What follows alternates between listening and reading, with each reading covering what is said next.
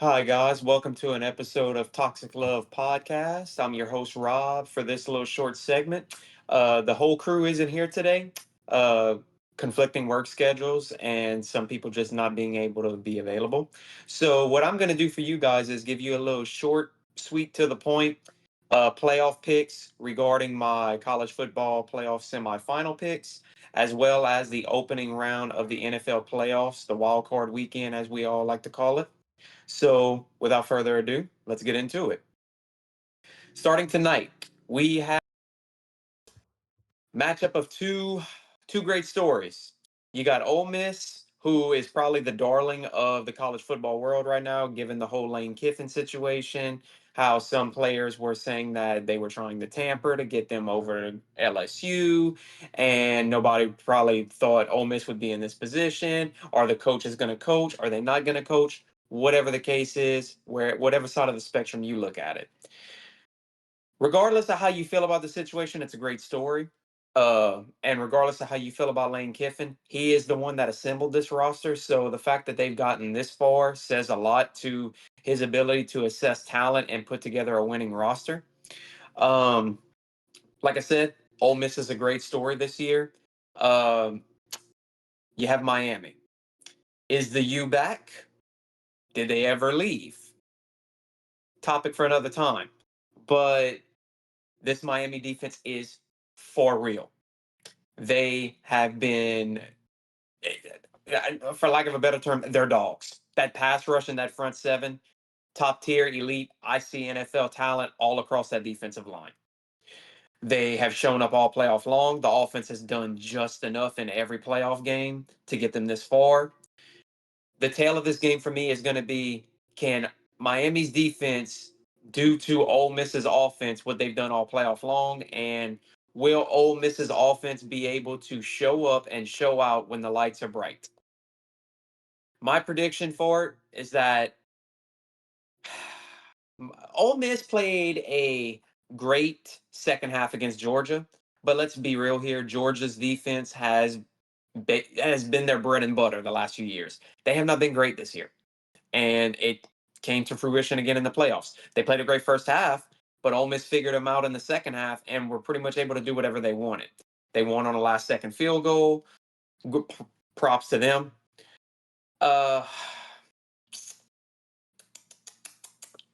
Miami's defense is elite. Georgia's defense is not. Ole Miss struggled against Georgia. First half, woke up in the second half. They cannot afford to do this in this first game against Miami. If Miami's defense comes out red hot, they're not going to take their foot off their throat. They are going to come after Chambliss all night long. They play lockdown coverage in the secondary and in the cornerbacks with that elite pass rush. I think in this game, Ole Miss struggles with some of the coaches not being present. And hot take here, if Ole Miss scores 20 against this defense, they'll be lucky.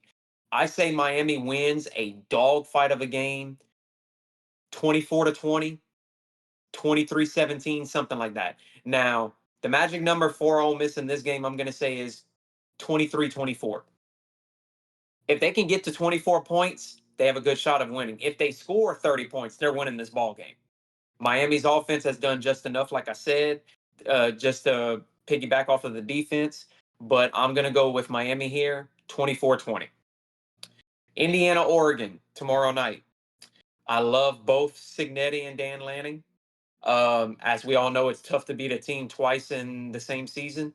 As we all know, Oregon and Indiana matched up earlier this year, and for the most part, Indiana controlled that ball game, just like they beat everybody else. But like we said, I mean, it's hard to beat a team twice. Oregon struggled in their game against Texas Tech. They did not look that spectacular. I mean, yeah, did they win a shutout game? Sure, but Texas Tech's offense really wasn't doing much, and their defense came ready to play, which is what what their team is predicated on. Then you look at the other game. Indiana flat out dog walked Alabama. Bama did not look like they wanted to be there. They didn't look like they deserved to be there, and Indiana's talent showed out after that first drive of the game. They were all gas, no brakes with it the entirety of the game. Once Bama was out, they were out. But was that enough for Indiana? No, sir. They put their foot on their throat and they pressed and they pressed and they pressed. And they flat out embarrassed Alabama. They pretty much showed why they were the number one team in the country. With all that being said, I love Oregon and I love the Indiana story. Another great college football story. Don't get it twisted, guys. I'm an LSU diehard fan, but I love what Dan Lanning is doing with the Oregon program. With all that being said, I firmly believe that it's just not going to be Oregon's year. Indiana is probably a pencil in for the national championship game. If they show even a shred of what they did against Alabama to Oregon tomorrow night, Indiana's going to win that game by multiple scores. I'm just being real with you guys. That's my opinion. If you disagree with it, oh well. So I'm going to say national championship game in Miami, in Miami's backyard. Miami's going to be the home team, and they're going to be hosting a well coached, battle tested Indiana team looking for their Cinderella moment, if you want to call it that. Moving on. Wild card weekend. Probably the most entertaining one where a lot of teams are playing, with the exception of the top seeds in the AFC and the NFC. First game kicking off the weekend. Rams at the Panthers. You ask me, Stafford is the MVP of the league this year. Uh, Panthers are playing with house money. Nobody thought they'd get this far. Somebody had to win the NFC South. They did. Panthers had a good bounce back year after a crappy year last year. Young still leaves a lot out on the field to be desired. I still think he has a lot of room for growth. He's too inconsistent for my liking. And when you really break it down, Stafford over Young, coaching advantage to the Rams. The Rams are built to win on the road. Too much talent everywhere. I say the Rams win this by at least 2 scores. Moving on to the Packers and the Bears. Third game this year, both hated rivals. Coaches obviously don't like one another. Both games, Green Bay pretty much controlled. They should have won both, but they gave away the second game. With that being said, Chicago doesn't really match up well, in my eyes, with Green Bay as a whole. But with that being said, Green Bay is severely banged up. Obviously, we all know Micah Parsons is out for the year. Their wide receiver room is deep, but Watson's banged up. Tucker Kraft gone for the year. Jordan Love is wild. I wouldn't say wildly, but wildly inconsistent. And with this game being in Chicago, I don't really think it plays that much of a factor, considering they've already played each other twice this year. Uh, the Bears defense, the only thing I find that they do well is that they take the ball away. Take the ball away. You take that aspect out of their game, they're going to give up yards. They are a bend but don't break team. But if they break, then the floodgates are going to break. So, with that being said, if Chicago does not win the turnover battle, they are going to lose this game. They are very feast or famine. So, the game's in Chicago. Green Bay's banged up. I like Green Bay as a whole, but I got to pick the Bears. If Green Bay was healthier, I'd pick Green Bay, but I'm going to say the Bears win this game very tightly contested. Bills at the Jaguars. Two great quarterbacks battling it out. My eyes, neither quarterback can afford to lose this game. They really can't. You have Trevor Lawrence, who has been red hot the last 6 weeks of the season. And you have Josh Allen, as we all know, is a top 3 quarterback in this league, reigning league MVP, mind you. Uh, for Allen, this is the easiest path he will ever get to the Super Bowl in the AFC. All his nemesis are out. He's the only one left standing. And then you have Trevor Lawrence, who's on the come up it. He needs to show up and show out in this situation. He has plenty of weapons to throw the ball to. He has a star-studded defense that's playing lights out, and they can get after the passer. Buffalo's defense has been suspect all year. Doesn't look like they can stop a nosebleed. And for Buffalo to have any shot in hell to win this game, Josh Allen's going to have to put on the Superman cape and will this team to a victory. Can he do it? He can. We've done seen him do it. He led them on a big comeback against New England when they had no business being in that game. With that being said, would I be shocked if the Jaguars blow this game? No, because we've seen them do it in the past before in the playoffs. It's a tough game to call, it really is, but I have to pick the better overall team here. And as a fan of Josh Allen, it hurts me to say, I think the Jaguars pull this game out.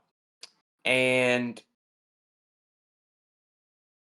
in the second half, it wouldn't surprise me if the Jags pull away. The Bills just do not have a complete team. The Jags are more built to do it. It's in Jacksonville. They stopped the run really well. Give me the Jags. 49ers at the Eagles. Let's just, I'm not going to mince words here. The Eagles' offense is downright horrible. I don't know what has gone wrong from last year to this year. Maybe they're trying to feature AJ Brown too much and then as a result of that, Devontae Smith takes a back seat. It's almost like they forgot how to run the freaking football this year. They forget that they have Saquon Barkley in the backfield. Uh, with all of that, their defense has been playing lights out, elite. The only other defense I'm saying that is playing as good as the Texans defense right now is Philly. And that is what's keeping them in a lot of these games. When the offense is stinking the bed, the defense is picking up the slack. 49ers are decimated with injuries across the board. I'm amazed they've gotten this far. That's showing against Seattle, who also has a star-studded defense. Probably answered a lot of questions for us going into this weekend's games. Here's another aspect of this. The West Coast going to the East Coast to play this game. Typically, West Coast teams do not travel well when they have to go all the way to the Eastern Seaboard. In my eyes, the 49ers do not match up well with this Eagles team. They just don't. Um, I'm going to pick the Eagles to win this game unless they find some way to give it away. But that's going to take a lot. So, with that being said, give me the Eagles. Uh, I don't want to pick a score here, but probably 20, 21, 24 points wins it. I just don't see the 49ers offense being able to put up 17 points against this Eagles defense, not the way they're playing. So give me the Eagles. Moving on to the hardest game that I probably have to predict for wildcard weekend, and that's the Chargers at the Patriots. Once again, we have a West Coast team traveling to the East. We all know West doesn't travel well to the East. But with the exception of that, the Chargers team is a West Coast team that is built for the cold weather. They can run the football, they play good defense. Jim Harbaugh is good at calling good defense. Uh, I can see them pulling the upset, but for them to pull the upset, Justin Herbert's going to have to ball. The time for excuses for Herbert has pretty much run its course. He needs to have, I don't want to say a career game, but come out of his shell. Like, put the league on notice. Like, I am here. You know what I'm saying? And for the Patriots, they had a great year. They could have had the number one seed. They're very well coached by Coach Vrabel. Drake May has balled this year. Probably going to finish second in MVP voting behind Stafford. Very well coached. They're at home. They're in their element. It's cold. But will playoff inexperience come into play against a seasoned veteran Chargers team? Now, don't get me wrong. The Chargers have had their fair share of injuries across their entirety of their team. Um, it's tough to call. It's very tough to call. It's a matter of who's going to make the least amount of mistakes. And another thing to keep note of, when you compare the two teams, the Patriots are probably under the most pressure considering they're at home, they're a 2 seed. They've amassed so many wins, had a long winning streak during the year.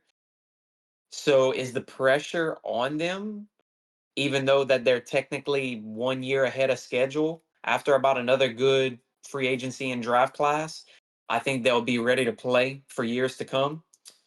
Um, it's tough, man. It's tough. My head is telling me the Patriots, but my gut is telling me the Chargers. Just for argument's sake and content, I'm gonna pick the Chargers to pull the upset. I just will. Oh well. If I'm wrong, I'm wrong. And then rounding out the wild card weekend schedule, we have the Texans at the Steelers. This game is pretty easy to call for me. The Steelers played a great game against Baltimore to win the division. But let's face it, Aaron Rodgers is an old man. He does not manipulate the pocket like he used to. Uh, DK's gonna. I don't know if he'll be rusty coming off of a 2-game suspension in the playoffs. Will that chemistry be kind of altered? Who knows? Uh, but team wise as a whole, the Texans are better. Their defense is elite. They get after you, they lock you down, and they play with the edge that we haven't seen in quite some time. They're nasty. They know how to tackle. They rush the passer. They shut down the run, and the offense does just enough to get them by. Can CJ Stroud flip a switch when it comes to the playoffs and maybe put this game away if the defense is doing their thing? Who knows? But props to Mike Tomlin and not having another losing season, but I think this is as far as they go. Texans are going to end the Steelers season in Pittsburgh. They'll be one and done again. Texans defense shows out, shuts them down, gets into the divisional round, and questions arise in Pittsburgh, just like in Baltimore. Can they continue to sustain, I don't want to say mediocrity, but can they continue to sustain the same stuff every year? You get to the playoffs, but you don't do anything with it. So time will tell with that. Before I end this, I'm going to also add this in regards to the Bills and Jaguars game. If the Bills somehow find some way to lose this game, is there potential that McDermott finds his way out the door? They've had a Super Bowl window for quite some time now. They haven't gotten there. So is it possible that he gets shown the door? Who knows? But as far as coaching changes, we will cover that on a different episode of the Toxic Love podcast. Those are my picks for this weekend's games. Y'all let me know what y'all think. Until then, stay blessed.